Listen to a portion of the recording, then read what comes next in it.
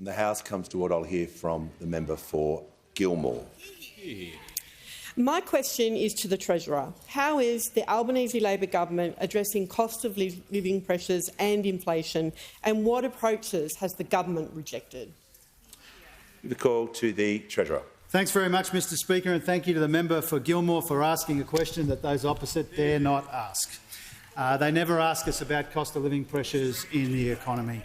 Mr Speaker, we know Australians are doing it tough, and that's why our highest priority is rolling out billions of dollars in cost of living relief in ways that take the edge off inflation rather than add to it.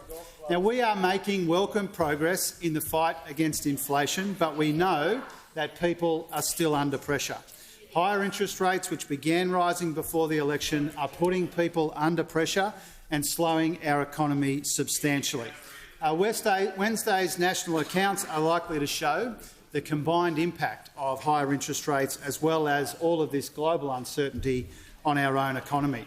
Now, inflation is moderating, but not as fast as any of us would like, but it's moving in the right direction, and we saw that in the numbers for July.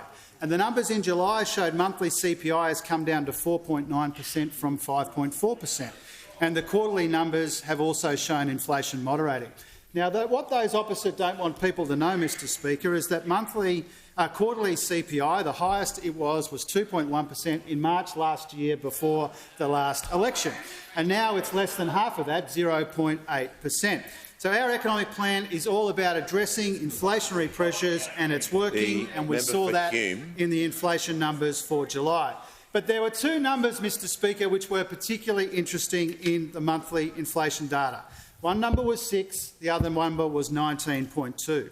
Now, 6% is the inflation we saw in energy prices in July.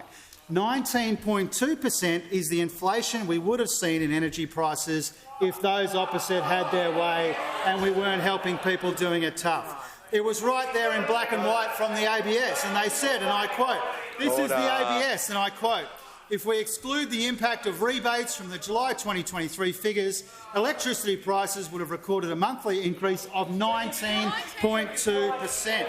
The difference between 6 and 19.2% is our energy plan, which is taking some of the sting out of higher energy prices when people need it. This is the plan those opposite voted against. When they voted no to helping people with high energy prices, they voted yes for even higher electricity prices.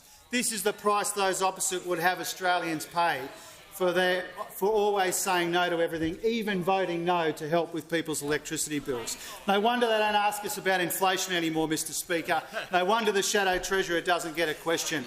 He helped create the problem with a decade of chaos. He kept power price rises secret until after the election, and then he voted against people doing it tough. This is the Taylor trifecta, Mr Speaker.